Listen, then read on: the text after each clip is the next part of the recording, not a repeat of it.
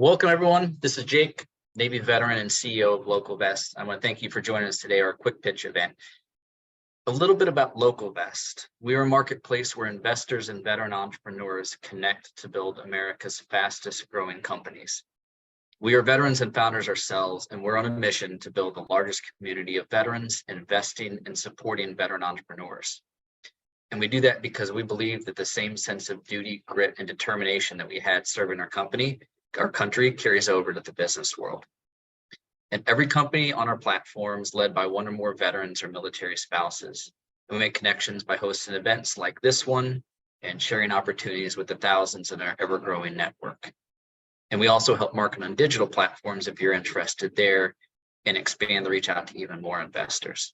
And in the background, our tools help you track and engage with potential investors efficiently. So I have some calls to action for you depending upon who you are.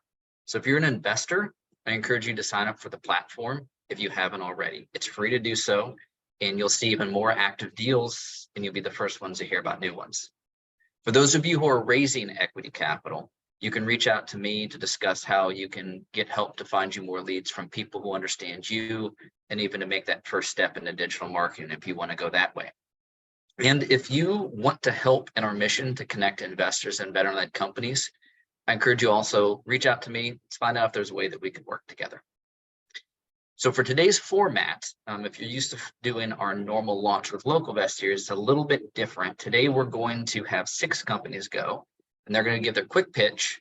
I'm not going to ask questions, so there aren't going to be follow-ups from me, just the pitch. Of course, that means that if you hear something, there's not going to be someone who's going to jump in. You need to ask that question yourself. Here's the deal, though. This is a Zoom webinar, which means you can see us, but we can't see or hear you. The chat is live, and so is the Q&A section as well. So if you have a question, you can drop it in the Q&A chat. Either ourselves or someone from the company will try to answer your question, but if they don't, we're able to capture those questions and we can send them to them and we'll get back to you, especially if it's a more complicated type question. That's better with the one-on-one call. Everyone who did sign up for this will get a recording. You'll get links to connect with the companies. I encourage all of you, if you hear anything that you like or you just even mildly interested to go through on what's going on, then you can go to their deal tile. You can click either to follow and get investor updates or to schedule a call. Calls are easy to do, but they're a great way to find out what the company is about. Because 6 or 7 minutes having a conversation here, one-way conversation, isn't the right way to figure out the company. It's best to talk to the companies to learn more. So ask your questions, schedule time with them, take the opportunity and interact with veterans who are leading great companies. So with that, let's get started. And first we have up Batten. They'll start to share their screen here. We have Bob Newman and Patrick is coming in as well to go through. So Bob's a senior expert advisor at Batten. He'll be doing some of the talking to go through, and Patrick is the CEO. Both are veterans. So I encourage you to reach out to them to hear, but very interesting with what Batten is offering. So I will turn it over to Bob and Patrick. Jake, thanks so much. Patrick is having some technical issues, so I might just roll through the whole slide deck and then just hey, Bob, I'm here. I need to, Jake, you need to turn on my video. Okay. Go ahead, Bob. My diaphragm picked a very strange time to give me hiccups, so I think we can get through this together. But if you hear some burbles, I apologize in advance. Yeah, so, I'm a retired Navy SEAL. I spent nearly 3 decades in the SEAL teams. And I spent, that time building dynamic teams that are focused on optimizing efficiencies and the capability enhancements that became huge force multipliers to our partners overseas. And it was really fulfilling to me. And overseas, we wanted to make the world a safer place. And we returned to see that our homeland is exposed and our families here in the US need a force multiplier as well to keep their families safe. And that's where Batten comes in. Slide, Jake. So what's the problem? These threats, they're ever evolving, they're increasing in frequency and in complexity, and these markets are highly fragmented with an overwhelming amount of solutions out there for consumers. Typically, people approach security from a one-dimensional threat perspective. There's a huge barrier to finding the proper solutions out there and a significant amount of time and research required in order for them to make those purchases. And often people make the wrong purchase. They'll only purchase one item, or they don't make any purchases at all, leaving their families vulnerable. And what they really need is a chief security officer, and that's where we come in at Batten. At Batten, we simplify the purchase of cyber, home, and emergency solutions, keeping families safe in all dimensions of their lives. And we do this through 4-faceted ways. First, a three-dimensional protection approach. These solutions are researched and vetted by our industry experts, keeping families safe at home, online, and in emergencies. And then our curated marketplace offers the best-in-class solutions by our experts. These are tailored offerings that make the purchase of selection process fast and easy, so people can enjoy a decision process that is stress-free with high output on the other side of what they want to get out of those products. And then the personalized recommendations. We have a quick quiz developed by our security experts, which provides a unique recommendation list and is leveraged into our interactive IA to curate packages for people based on their specific needs, leaving them confident in making the right purchase decisions for their families. And then finally, the education and empowerment piece that we offer between our expert endorsements and our broad library of resources and updated curated videos talking about the products that we're offering. Batten empowers our consumers to be proactive and to take action to help protect themselves and their families in all situations of their lives. Our industry experts and our leadership team are the core components of what makes this business magical. You know, amongst our competitors, our major brand differentiator are our experts. These people are best in class within their industries. They do all of the research and the evaluation of the products for our consumers. And these are 3 of the best people on the planet within these industries. They sift through thousands of products and they make their recommendations within their respective verticals. Many of these are old teammates of ours and also have prior military or federal service behind their markets. The market size. Over the past few, I apologize, let me go back. Patrick. So Yes, I'm here. Can you hear me? Yeah, Patrick involved. So the main reason that I'm here, part of this team, is Patrick brought me on board about 3 years ago. And I'm just so inspired to work with Captain Pat. He does everything that he's promised us to do, and he's just a real motivator of getting these things done. This has been his brainchild. So I'm going to let him introduce himself and go through our final leadership team, and I'll take back over the rest of the slides. Over to you, Pat. Hey, good morning. Thanks, Bob. Yeah, my name's Patrick Robinson, AKA Captain Pat. I'm the captain of this ship, and our team's mission is to help you and your family stay safe and get you battened down the hatches. Besides myself and the military leadership of 4 of our 6 C-suite people are ex-military. Bob just went through a couple there. Greg Olson is an equity partner. Greg is a former NFL player for the Panthers. And when he was in the NFL, he was known as Mr. Reliable. Why is he our brand ambassador? Well, he epitomizes our corporate culture. He has integrity, he's a team player, he's a family man, and he's likable. All those things inure to our brand. And Greg has been amazing to work with. Also, he's recently an Emmy Award winner for his work on Fox News, on Fox Sports for his calling of the Super Bowl. Just like Batten, Greg's a rising star. So, and then Jake Johnson is our COO and ex-investment banker, ex-Deloitte consultant. He guides our ship every day. He's a real superstar. So I think one of the biggest things we have is our team here, besides the concept and size of market. Turn it back over to Bob. All right, thank Patrick. So our market size, and Jake, I'm sure someone's trying to get our slides back up, but I'll talk to them and we can get caught up because I know we're on a time line here.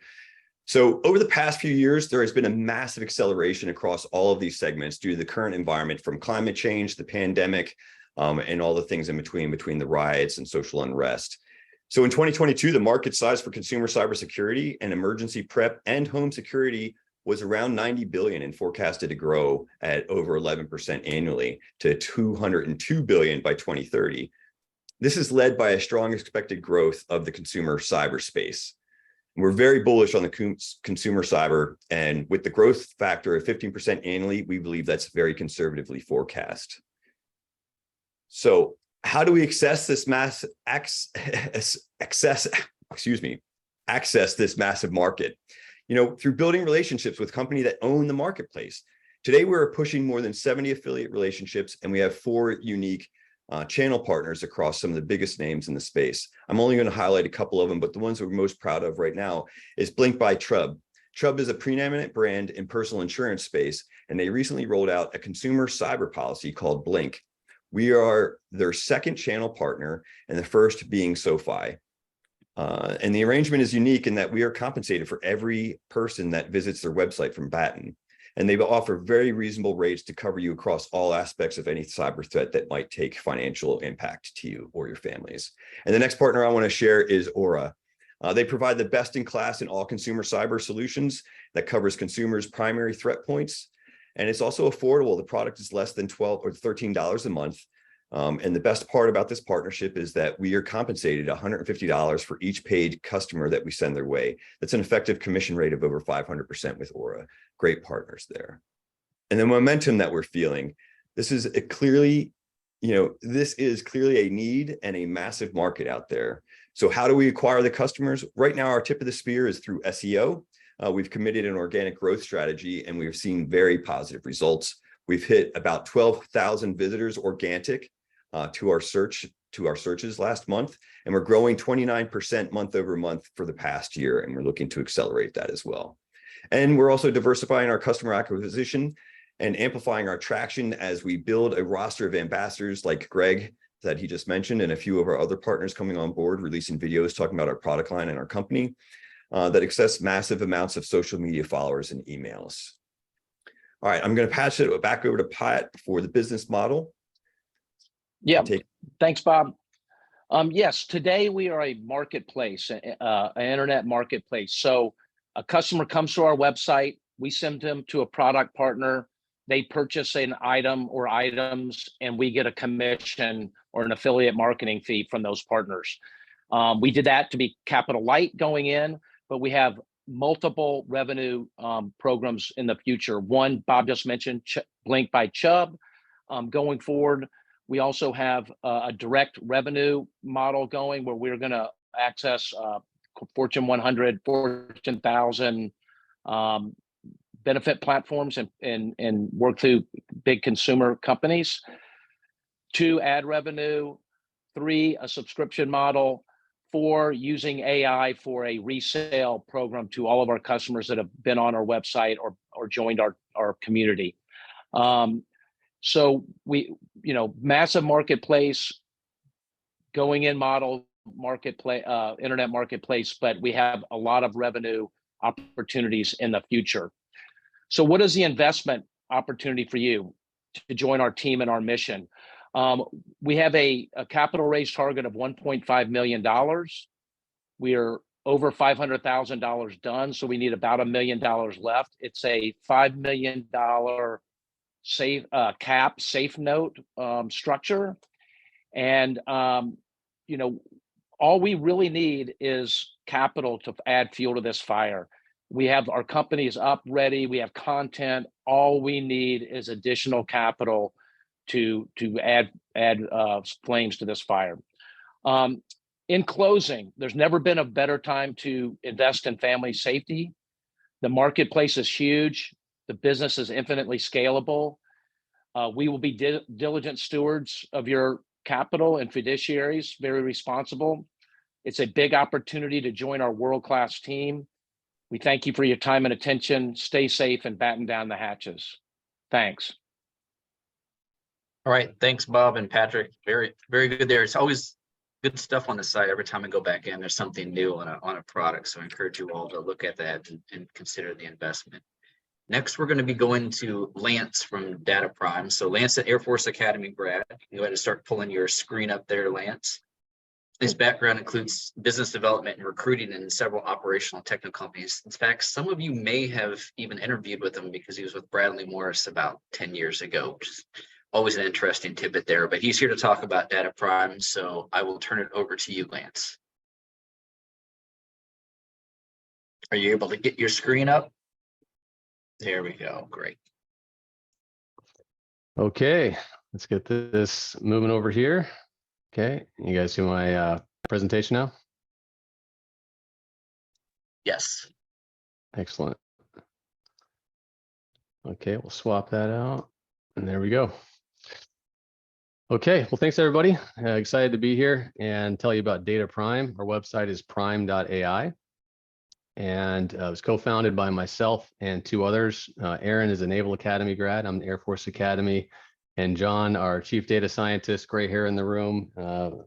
He's a big military enthusiast, so loves the military, didn't serve himself, but is probably a better military historian than I've ever met.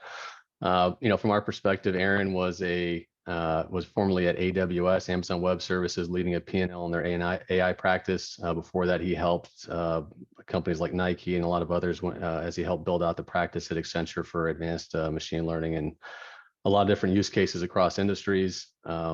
And John was previously at JDA Software, which is now called Blue Yonder, where he was a chief scientist of revenue management. So doing a lot of the advanced machine learning at the enterprise level.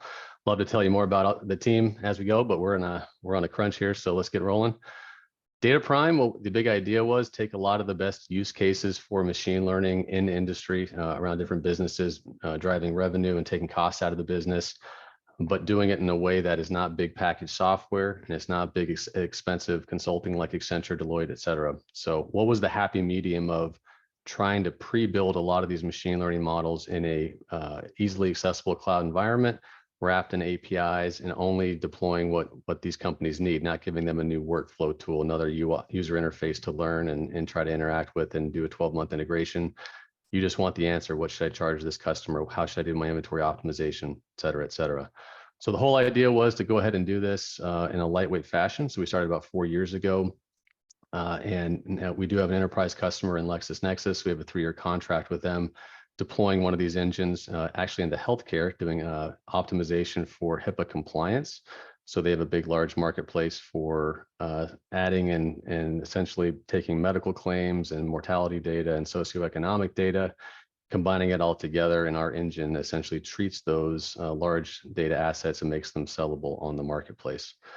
We've also created through this architecture an end-to-end machine learning solution that can really go after private equity.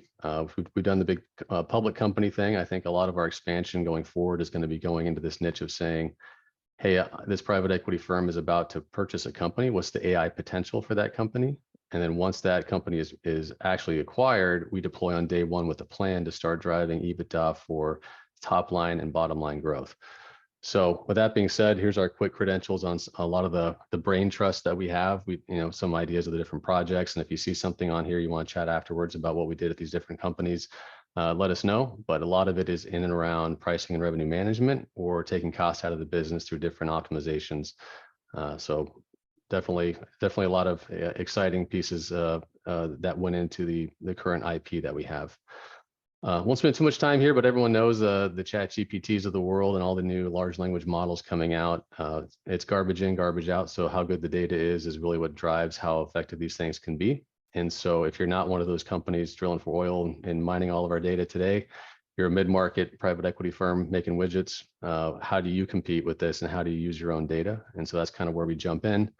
The mock architecture, being an Air Force guy, I loved it when I saw it, right? But I did not come up with this. Microservices, API, cloud native headless. Again, if you ever want more information on this, but the whole idea is big package software, everything's together, large integrations, and you're buying the whole thing or not at all. Mock is allowing for a way to access existing tech stacks, clouds or on-prem servers, pulling the data, crunching the math, and pushing back to however that last mile they want. Would they like a little Power BI or Tableau dashboard? Do they want to go back into Salesforce? We don't decide that last mile. We're going to be this back-end operation that allows for the insights to be given. Another cool graphic on it. Happy to explain if you guys want to know more, but essentially this is a client and their transactional data. We have secure APIs that train the machine learning models. And then as they need insights, they hit these APIs on the predict side and it goes back into their environment so they can be consumed by the person making the business decisions. PE playbook for AI ML. We focused a lot on operating partners. We have 6 private equity firms that we're working with right now. We have a 7th that wants to potentially bring part of our services in-house as they go and deploy about $4 billion in committed capital. So they are looking to do a big industry roll-up and they want DataPrime to be that connective tissue, everything from identifying a potential company for acquisition, due diligence, operational deployment, and then exit. So if you have the same brain watching and going all the way through the life cycle, there's synergies there that don't really exist in current private equity firms, which kind of have deal teams that go and do all this deal stuff all day long. They throw it over the wall. And then the operational teams have to go do operational, operational excellence, Lean Six Sigma, all that fun stuff. But we're trying to be that toolkit. We're saying, okay, well, you're going to go do your operational excellence playbook. What about the data and machine learning playbook? It's 2023. You need to be looking at this stuff. These are the typical results that we get from when we go and deploy in a private equity backed company specifically, and we can get up to 50% EBITDA gains. This is why we got a lot of attention pretty quick, because they said, okay, well, you said you can do it, let's prove it, right? And so with that being said, one of the most popular ones that we do out of the gate is a machine learning forecast. This is not, this exists in the world other places, but I call this tier one analytics, and it's a heck of a lot more expensive to get access to it, either building custom or having a big package software do it. Our model is about speed and cost while getting this basically highest tier of machine learning for doing things like forecasting the demand. If you can look into the future, it can feed into a lot of other use cases, things around revenue and pricing and dynamic pricing, and even optimization of how much inventory should I have in the distribution centers, and where should it go? All of those decisions get better when you understand what the future looks like. This is what we give to PE firms after we're able to do our initial assessment. So we come in and say, how should we deploy these machine learning engines and in what order? Well, we have about a 65 question survey built into our private equity software. And what it allows us to do is go through and understand their go-to-market strategy, their current systems that they're using, ERPs, CRMs, whatever they're having. And at the end of it, we spit out, okay, these are the top 5 machine learning models your business should be using. And then here's the historical impact that other businesses have achieved when they deploy these models. So we give them a number and say, based on what we know and the margins that you told us, we expect that roughly 40% EBITDA increase. So this is how we get in there and give them something to go talk to the CEO of the portfolio company about, saying, hey, I think you need to talk to these guys. And it's been working pretty well. This is what the actual software looks like. This is, we kind of have this big map of all the different use cases and models that are out there. Based upon how that assessment comes in our initial look at the business, we can tell them which models we should deploy in what order, and the estimated impact and their data readiness, ready to go, and how fast it'll take. So all of those things factor into this, and we try to figure out across all the models which one's going to be the biggest impact for the smallest lift, and then expand from there. Running out of time, so I don't need, can't go much longer on this, but here's an example of an aviation MRO. We have these are the top 4 that we would recommend for them, how long it would take, and the ROI. Again, if you're interested in how moving pieces and parts businesses can take access to these models running through our software, love to chat with you about it. This is a big complicated diagram, but this is essentially us on the outside, all coming into their internal environment. So which engine does what across predictive maintenance all the way to pricing optimizations. This is how we hook into existing tech stacks, get them the answers without having to be a big UI. LexisNexis, as I mentioned, uses one of our big optimization engines on their healthcare marketplace. And that's been a big revenue driver for us and a good feather in the cap from a logo perspective. You can see this on the website. This is how we break down a lot of the different engines and use cases that you saw on the UI, trying to order them and by EBITDA impact. And finally, DataPrime. So why invest? Obviously, the 3-year big contract with a large name and all the traction we have in private equity and the recurring revenue that comes from paying for monthly access to the engines we deploy. And our current raise is a convertible note. We are 90% subscribed. So we're looking for that last 10%. We've raised 3.7 million out of 4.3 million today, and we'd love to partner with some veteran-minded investors, either veterans themselves or advocates, and go from there. So thanks for your time. All right. Thanks, Lance. And I encourage you to reach out to Lance and have a conversation. We talk the examples. It's pretty interesting what to do, how you can train AI on big data lakes that companies have. So information's in the chat to reach out.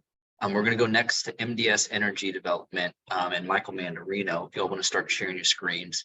Michael's a West Point grad. I've gotten to know him through the 10X Vets network, for those of you who are looking for a good networking group. And I think you're going to be hard pressed to find another upstanding guy I really got a chance to know Michael and enjoy chatting with him. He has an opportunity today, and actually another person with him from MDS, Zach, and they're going to share the opportunity for some tax advantage investments as well. So I'll turn it over to you. Thanks, Jake. Yeah, thanks for the introduction. Yeah, my name is Michael Mandarino, West Point graduate. I've been in the industry for 21 years. And working with a broker dealer, one of the things that we offer, which a lot of the larger firms do not offer, is we do offer private placements. And good news about working with our private placements, we also do go through a screening process at our broker dealer, and we also make sure there is a third-party audit report as well. So one of our main focuses at the year end is for our tax strategies. We can both reduce the adjusted gross income or capital gains. So we have natural gas, we have other opportunities in the opportunity zones, and there are other private placements. So I've been working with Zach for about 3 years now with our clients. They love the opportunity. So without further ado, I'm going to bring on Zach Avi, the Executive Vice President of Investments for MDS Energy. So Zach. Yeah, no, thanks, Michael, for that introduction. And thank you all for taking the time today. So MDS Energy, if you couldn't tell by the flames next to our logo here, we are producers of natural gas. We're also part of a family office that's been around since the 1940s. They got their start in 1941 doing coal mining, limestone mining, things of that nature, all in Western Pennsylvania, about 45 minutes northeast of Pittsburgh. So that was sort of World War II era. They started to do very well with those ventures, and they continued to add on to their acreage position they were building in Western Pennsylvania. We started drilling for natural gas in the 1970s, continuing to add on to this acreage position, eventually accumulating over 170,000 acres of their own private land position. Well, fast forwarding to the early 2000s, the Marcellus shales discovered the Saudi Arabia of natural gas, as it's commonly referred to as, to underline the entire 170-acre land position that they built. And the family is very debt adverse. So they wanted to scale up and they wanted to drill more wells per year. And they didn't like the idea of taking on some outside loan that they'd have to service debt on, but allowing outside investors to participate right alongside them made a lot of sense to them. So I've been with the company for just over 10 years now. I got my start as an on-site petroleum geologist. That's my background's in. That's my education's in. Probably gave one too many presentations to investors and found myself doing this full time, but I've really enjoyed it to this point. But like I mentioned, natural gas is the commodity that we're producing. And it has really changed here over the last 15, 20 years. When we look back at the situation we were facing in 2005, we were facing significant shortages of natural gas. We were actually preparing to be one of the world's largest importers of that commodity. We were going to be getting this gas from countries like Qatar, Saudi Arabia, Iraq, countries that would love to be on the other side of the trade table from the United States. Through developments and discovery in shale gas in the United States, we're now the world's largest producer of that commodity.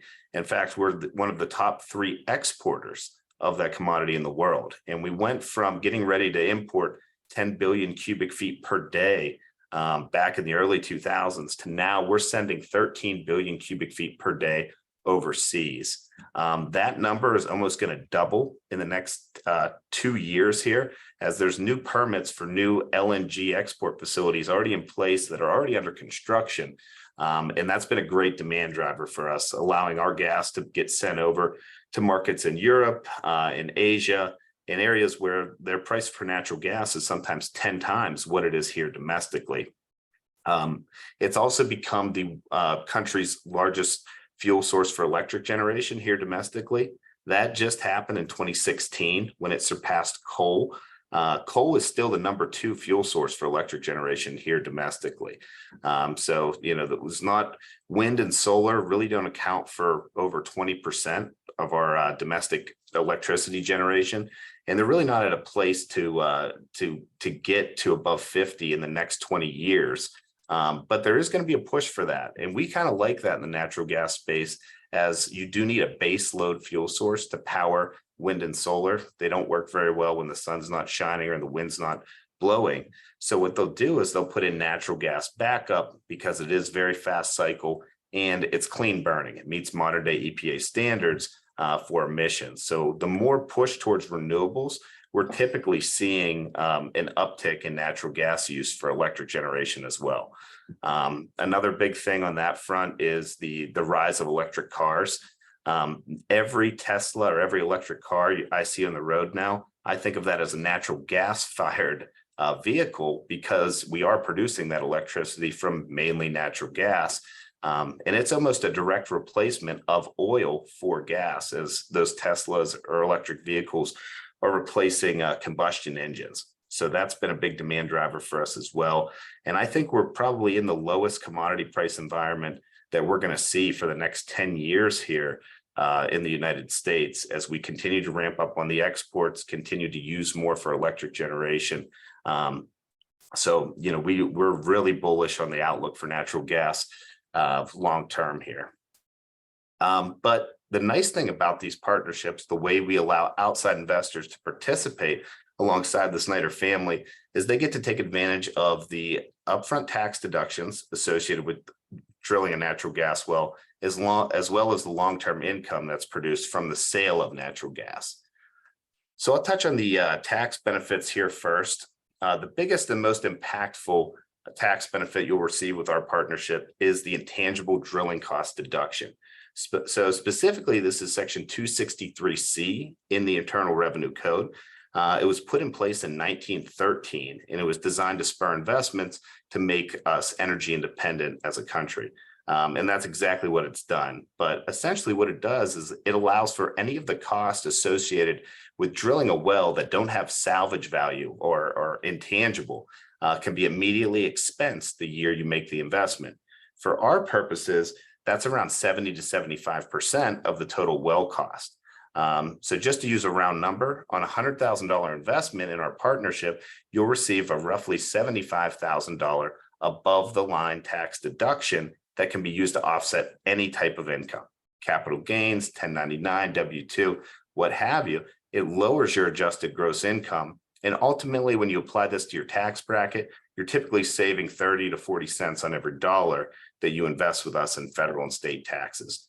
So on a $100,000 investment, $75,000 deduction, apply that to the tax bracket of 30 to 40%, you're going to save somewhere around $30,000 to $40,000 in federal and state taxes there.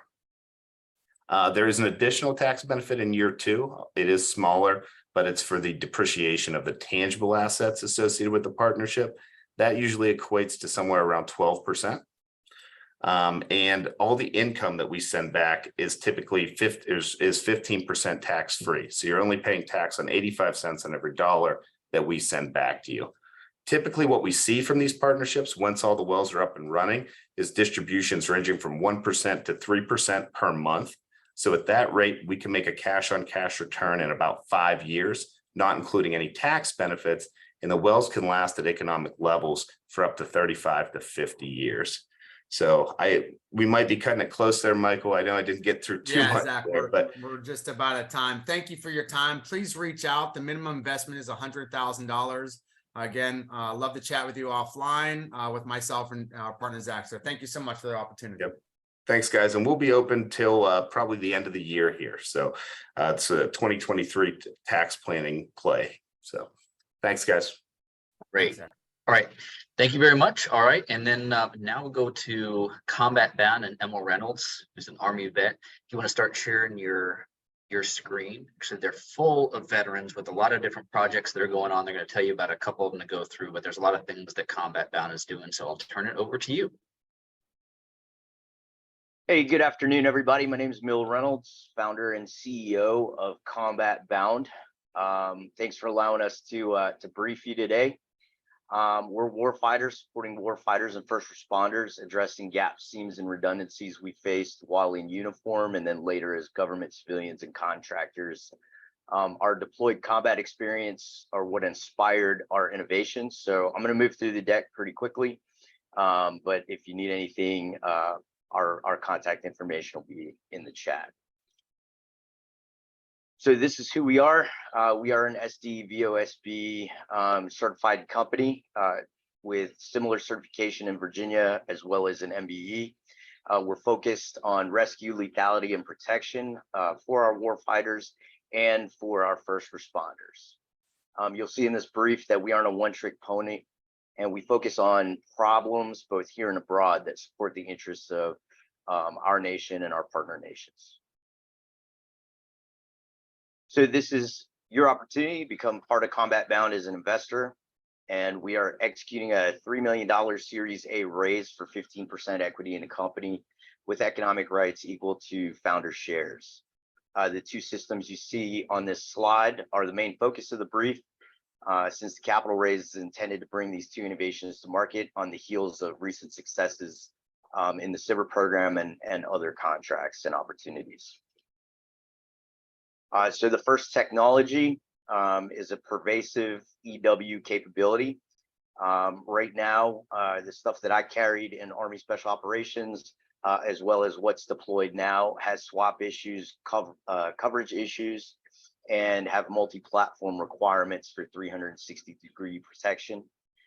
Essentially, what we've come up with is a radio-sized, and that's a handheld radio, like an embedder capability that is multifunction, lightweight, and easy to use.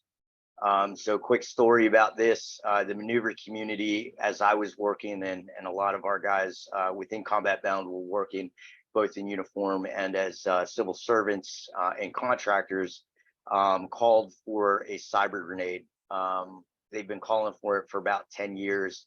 I know when I was there, when the initial argument happened between the Maneuver Center of Excellence and the Cyber Center of Excellence on defining what exactly they wanted in terms of a quote unquote cyber grenade. So the Puka is the closest technologies come to it with our software defined design. And even the platforms in use by special operations globally have not come close in form factor or in multifunctional capability. If units were available today, we've actually got USASOC and Canadian Special Operations kind of in line to make purchases for combat validation. So the solution itself is called the Puka. It began in my garage with commercial parts in 2016 as a former infantry dude, having to carry everything in Afghanistan, Iraq, Africa, and Southeast Asia. I was frustrated with what we were being issued. So, I took it upon myself to get commercial parts and start soldering in my garage.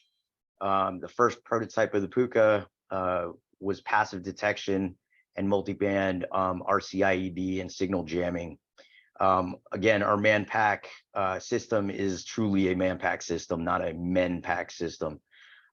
So essentially what you're seeing here are the three first versions of the Puka. The first two were analog. We've got V3 and benchtop prototype now. That's about TRL 4.5 as a software defined capability and functional.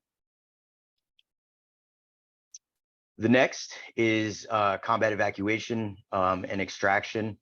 So we saw the need for this capability firsthand in multiple types of environments in Afghanistan, Iraq, Africa, and Southeast Asia again, where I had boots on the ground. I was working through training and actual operations. And so, the litters that we were being issued had to be fully deployed, were, you had to adjust your jump load because of weight and size, et cetera. So I thought that we could do better. So as you're looking at this slide at the leftmost, that's actually from the Special Forces medical course at what used to be Fort Bragg and now is Fort Liberty. So when you're talking about a 2-person drag or, a 2 to 4 person lift, you're taking that combat power out. And when you're operating in small elements like squads, where you've got 10 to 12 personnel, 2 to 4 people out of your formation is quite a bit, plus the casualty. So what we came up with was the rescue. We designed it to take the most best-in-class features that we wanted and needed, and built it into this. So this picture is actually an AFSOC unit testing them. The pararescue guys have loved this just because you can use it depending on METTC, Mission Enemy Troops, Terrain, Time, and Civilians. If you're not familiar with that acronym, as with most of us that have served, I speak acronym fluently. But these guys tested it out. They love the fact that you can use it in its broken down components, so you don't have to deploy the entire litter.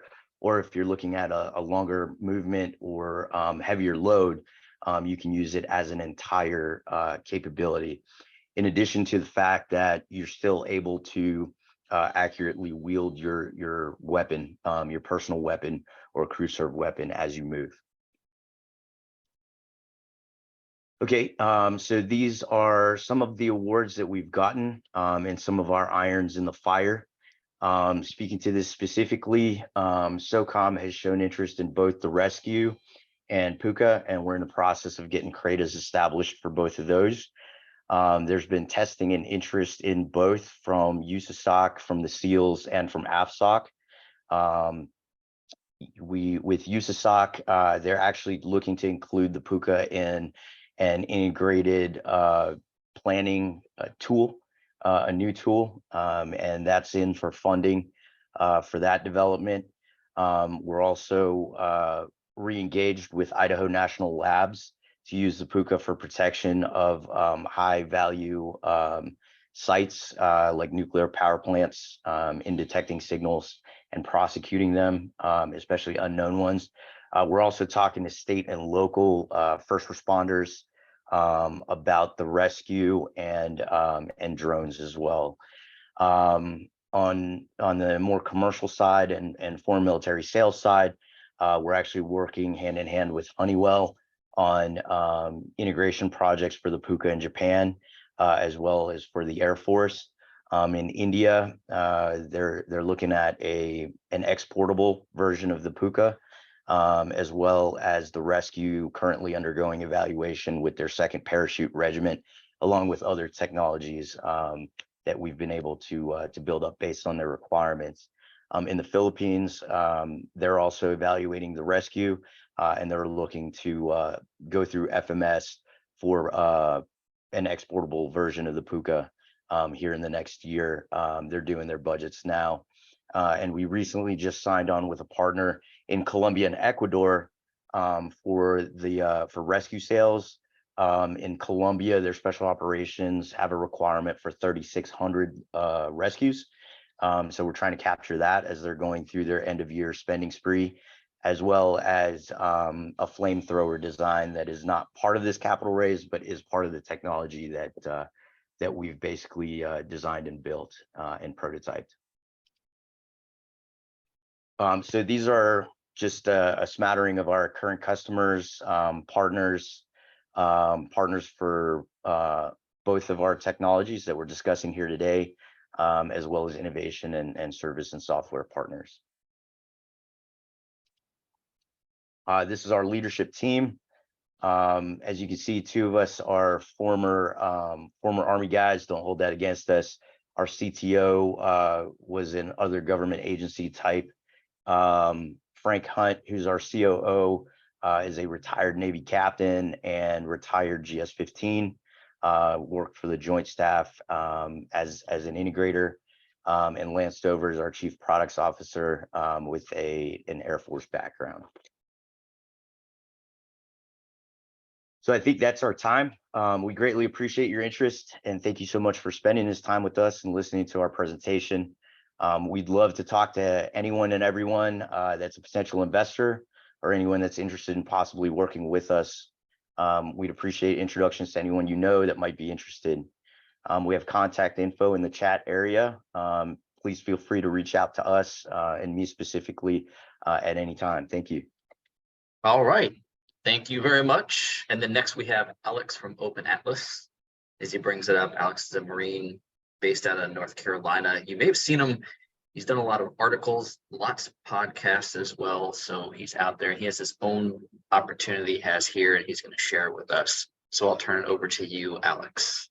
Hey, thanks, Jake. Yeah, we've been working on this since February of this year, and then we presented it a couple months back here. But I'm a real estate developer and vacation rental manager here in North Carolina. And this opportunity's been, like I said, we've been working on this since February of this year, but this is the most, we've done other raises for other vacation rental. We call them like micro resorts.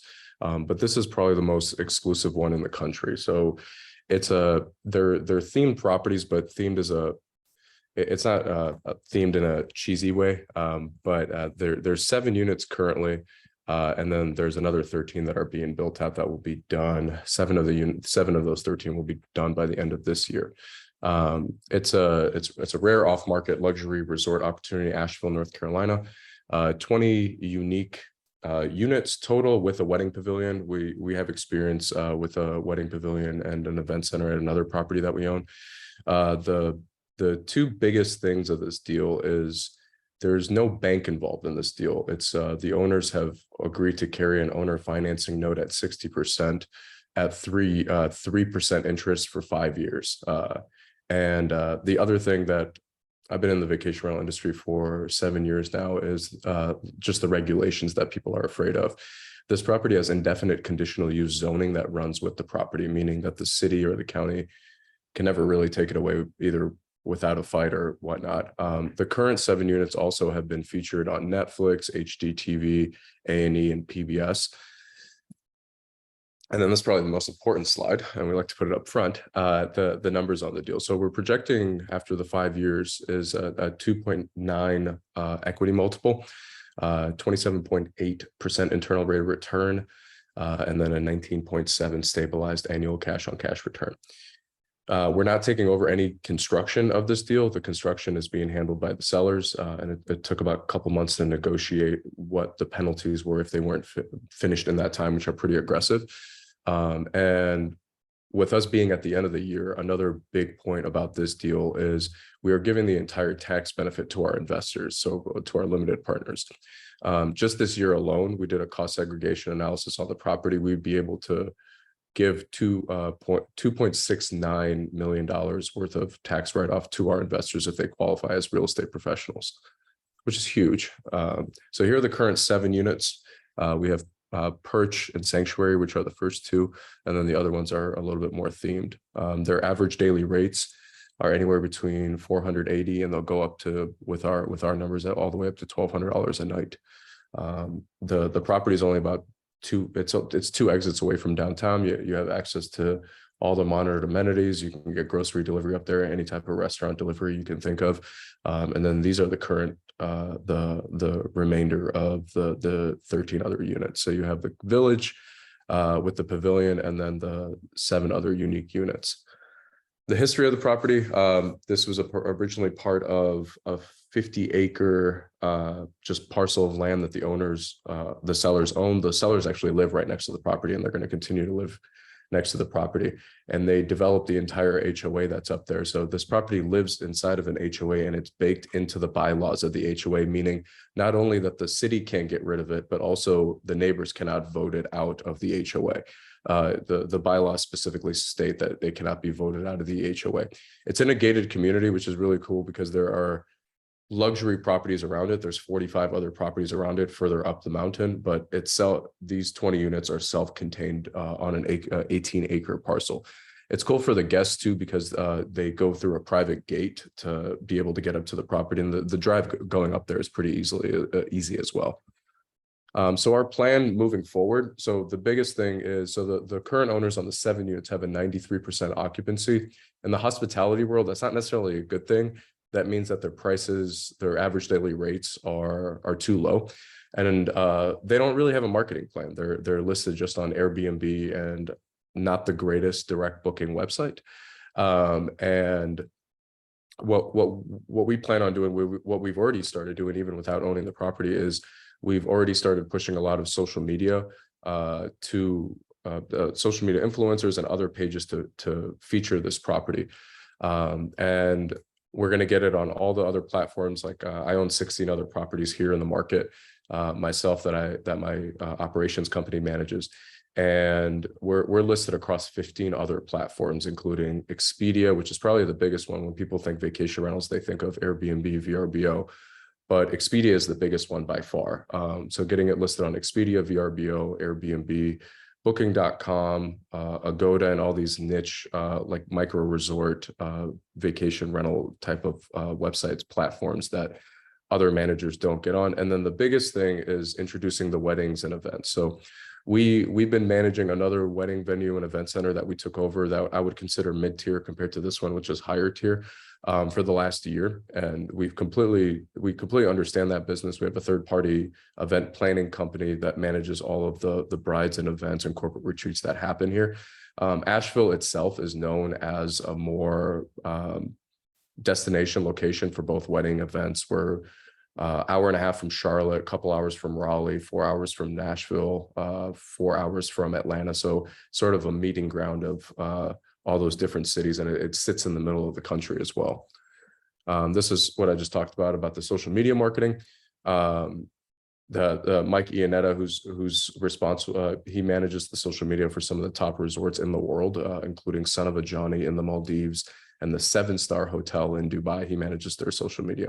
And Mark Simpson, who is going to help us with direct booking. So what a direct booking is instead of a guest going to any of these websites, our goal is to eventually bring them onto our direct booking site for them to book direct with us. And our goal in 18 to 24 months is to be fully direct with this property, where we're not relying on the OTAs, the online travel agencies like Airbnb, VRBO, Marriott, Booking.com.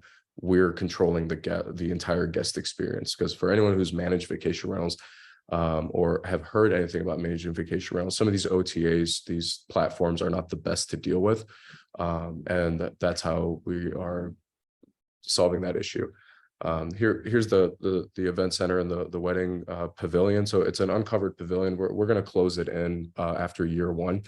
And the entire property is 18 acres. So like the wedding venue, the people who would be renting out the property would be either renting out either the village or the entire property, which sleeps up to 83 people. So you can essentially have your entire wedding or corporate retreat up there without having to leave the property at all.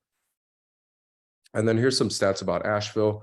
Saw about 12 million annual visitors last year, $2.6 billion spent in tourism, just under $100 million spent on weddings in 2022, which is crazy. And then $813 million spent on lodging. One thing I didn't mention in the beginning was this property, our company has access to global vacation rental comparables.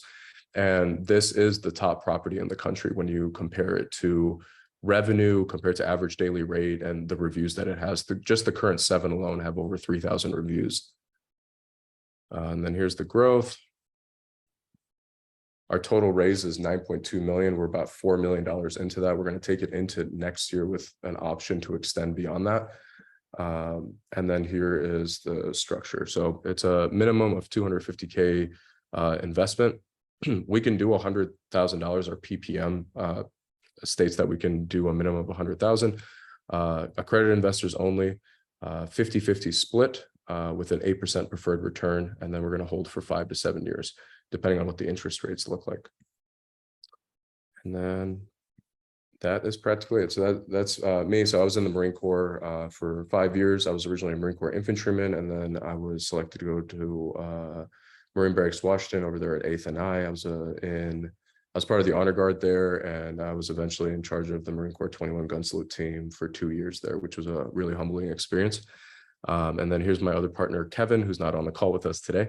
But yeah, he's an Air Force captain who is currently in the middle of getting out, and he's in charge of one of the partners in Active Duty Passive Income Network. So that's the investment. There's my information, and then there's the current websites for both the current property and if you guys are interested in investing, there's my email address as well, or the email address to the thing, to the calendar link, and then you can either book a call with me or Kevin to go through the entire deal. All right.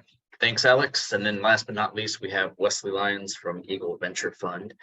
Naval Academy is an NFO. But then before we went in the private sector, he's going to talk about the Eagle Venture Fund. I will turn it over to you. Thank you. Really appreciate being with you all here today.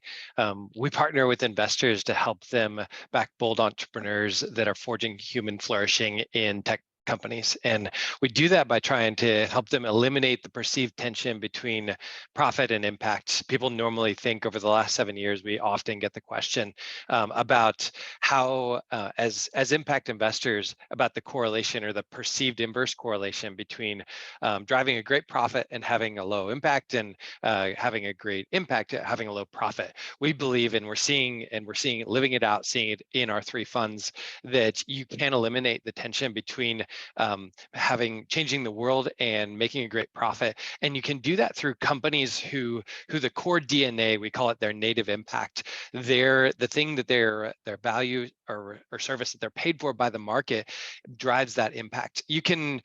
That's not always true for impact companies. In many cases, you have what we would call bolt-on impact. The poster child of this would be the Tom's Company, where they took a non-unique product or service and they added philanthropy to it. We call it a buy one, give one model. They took a shoe and said, hey, if you buy a shoe, we'll give one away. And in many respects, they were quite successful. They sold half the company for $400 million, and they gave away tens of millions of shoes.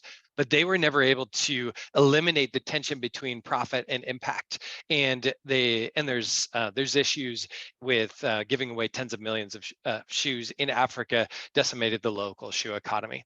If you flip over to native impact, where the uniquely better value proposition is actually driving that impact, you can actually eliminate the tension. A great example of this is a company called Patient Sortal that we recently invested in. It's a tech company which you could think of as a digital veterans administration for people coming out of prison. If you come out of prison here in the US, there are systems to pay for healthcare, but if you really know what you're doing, it's 4 months to get into that system. And that's if you really know what you're doing. And New Jersey, looking at the data last year, had 800 people come out of prison, and they paid $140 million for people visiting the ER in this gap between leaving prison and getting healthcare. They're delighted to pay a small fraction of $140 million to Patient Sortal to solve that problem, which both saves the state a ton of money, but also it has the actual very real effect on people's lives of getting healthcare. It helps them reintegrate into society.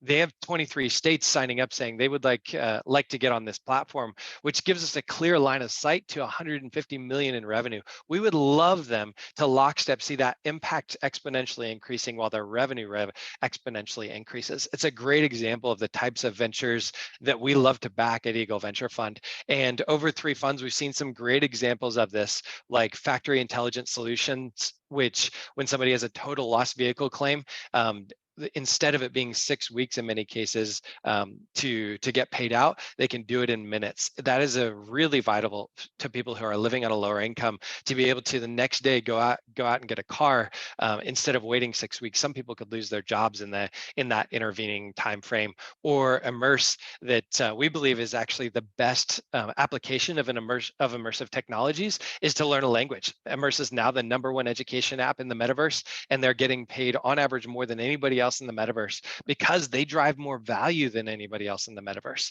There's 26 studies happening the world over, and the data is pouring in that Immerse is a 2 times to 6 times better way to learn a language than any of the competitors. Rosetta Stone, Duolingo, Zoom style tutors, or even the data's coming in that it's even better than walking the streets of live immersion, because they can script so many scenarios and push the learning along so fast. These are company after company that are driving impact because they have a uniquely better value proposition, and their profit drives their impact, and their impact drives their profit. Over 3 funds, we're consistently outperforming. We have a 20% target IRR to our investors. Fund 1, Fund 2, Fund 3, that's happening. And we've been in this fight for a number of years. We have over 50 years of venture experience. The 4 general partners are all veterans, 2 of us from the US military. Wade is an Army Ranger. I'm a naval aviator. Rafi and Ray are allied veterans, one from South Africa, the other from the Swiss military. And we've been in this fight on your behalf as investors for a lot of years. And we've really codified and put together a process to help our investors succeed. Part of that is through value add diligence. The status quo in venture capital is that you just really have an extractive process of going through diligence. And I could share with you videos of our entrepreneurs just testifying how different it is to go through Eagle's diligence process, where we're adding value each stage, where we go through their strategy, we go through their financial models, and about a third that go through an actual pivot before they receive a check from us. And then after they receive a check, we've built an entire venture platform around them to help them get non-dilutive financing, to give them access to 2 world-class venture studios that are internal to the Eagle family, Eagle leadership development to help them emotionally and spiritually ride the roller coaster of being entrepreneurs, support for capital raising, access to growth. And it's the serial entrepreneurs that are so much more likely to succeed, that really understand, they've been through the fight, understand how valuable this is. And it works, and it works at scale. There's this is a study showing on average 10% outperformance for venture funds that have platform. In the venture studio model that we use, there's actually a 30% outperformance compared to peers in the way that we're actually seeing that walk out. And then we get to play in a very target-rich environment. Software as a service, B2B technology companies tend to outperform their peers on their average exit or median exit is about 50% higher. Their average return is about 10% higher per year. And that's because SaaS companies have recurring revenue models. They're typically very scalable, and they have really high gross margins. So it allows us to play in a target-rich environment with unfair advantages across both the venture platform that we've created and the venture studios to play in a really, really compelling way. We've gotten to partner with about 150 entrepreneurs and 30 entrepreneurs and 150 investors. And if you know somebody who's really interested in eliminating the tension between profit and impact, we would love to talk with them. But thank you so much. All right. Thank you very much, Wes. And I think we've made it to the end of our quick pitches today. So I think everyone can agree there's a lot of opportunities here. We will be sending these to all of you so you can make a connection if you did not see it in the chat, or if you had a question, didn't get it answered. A quick update to go through. I think we have added someone from all of our branches today. So trying to figure out which branch is going to have the most services. We actually had a couple men in here, so it's still close, and we'll see. So every branch has a chance here. We have a couple more opportunities here by the end of the year. Again, you'll have a follow-up email with the recording, all the contact information from today. So thank you all for attending, and from all of us here at Localvest, have a great rest of your week, and we'll see you again next time.